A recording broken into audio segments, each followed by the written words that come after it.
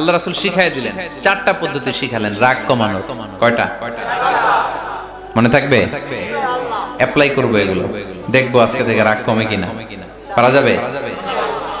দুই সাহাবী বিশ্বনবীর সামনে ঝগড়া লাগলেন, কথা কাটাকাটি, কথার পিঠে কথা, কথার নাম লতা। কথা বলতে বলতে ঝগড়া লাগতে লাগতে এক সাহাবী রেগে মেগে আগুন, মারামারির জন্য উদ্যত হলেন। বিশ্বনবী দেখলেন ওই সাহাবীর চেহারাটা একেবারে আগুনের গোলার মতো লাল হয়ে গিয়েছে। বিশ্বনবী বললেন, ইন্নী লা আ'লামু কালিমাতান, আমি এমন একটা বাক্য জানি, এই রাগান্বিত সাহাবী যদি এখন এই বাক্যটা পড়া শুরু করে দেয়, তার রাগটারে নিমিষেই ঠান্ডা বানায় দিবে কে?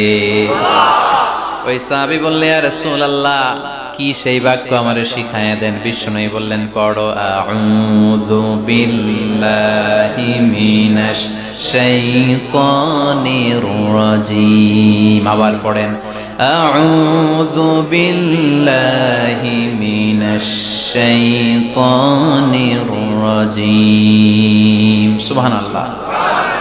রাগ কমানোর দোয়া, সহিহ হাদিস। ওই সাহাবী যদি এই বাক্যটা পড়ে তার রাগ কমে যাবে।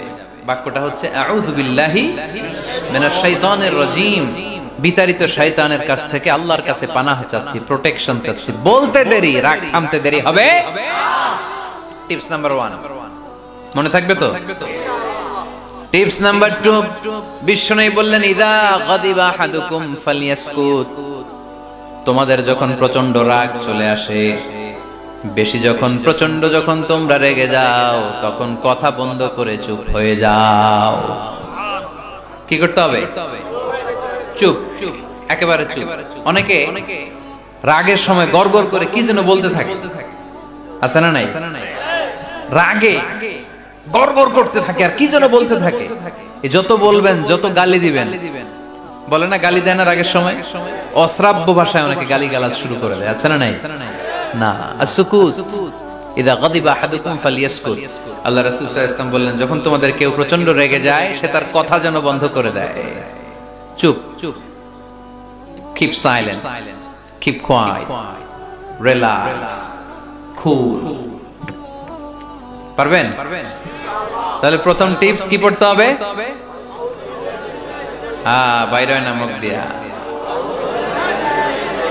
পড়েন, আউযু বিল্লাহি মিনাশ শাইতানির রাজীম। এটা হলো 1 নাম্বার টিপস। 2 নাম্বার টিপস, ইযা গাদিবা আহাদুকুম ফালইয়াসকুত। মাশাআল্লাহ, চুপ থাকতে হবে।